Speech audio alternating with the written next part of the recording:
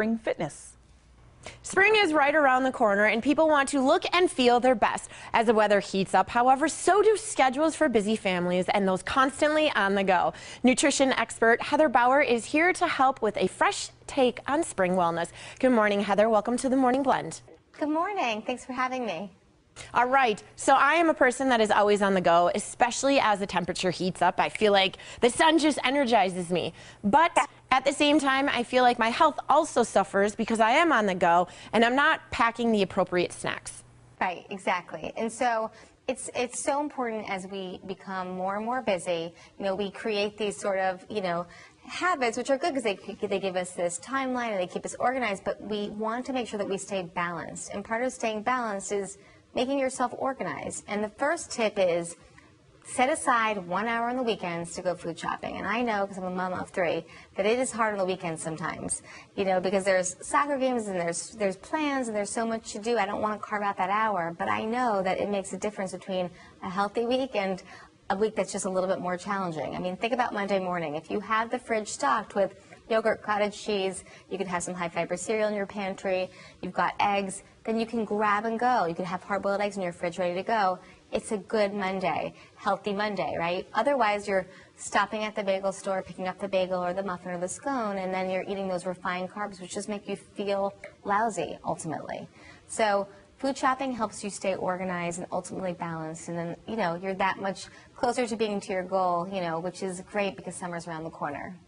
And what happens when you eat all of the snacks that you've packed and you're still hungry? What are some options for on the go that you can stop and pick up that are healthy without sacrifice? Well, one of the reasons why that happens, by the way, is because people aren't properly hydrated.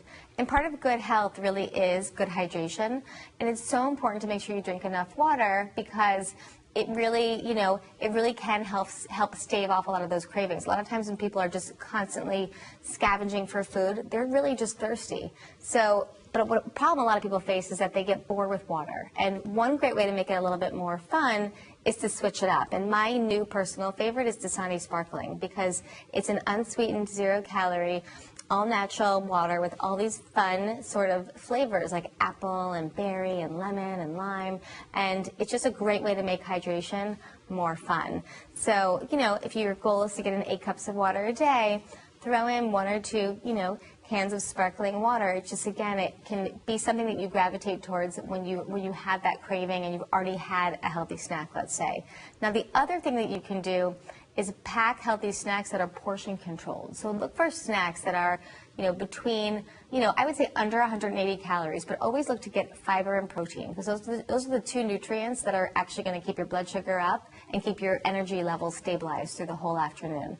So instead of grabbing an 8-serving bag of, let's say, pretzels or even, let's say, trail mix, which is healthy, a lot of us will eat 8 servings. I'm more of a fan of, let's say, a 100-calorie bag of pistachios, which I call it a working food because you got to work to eat all of those pistachios.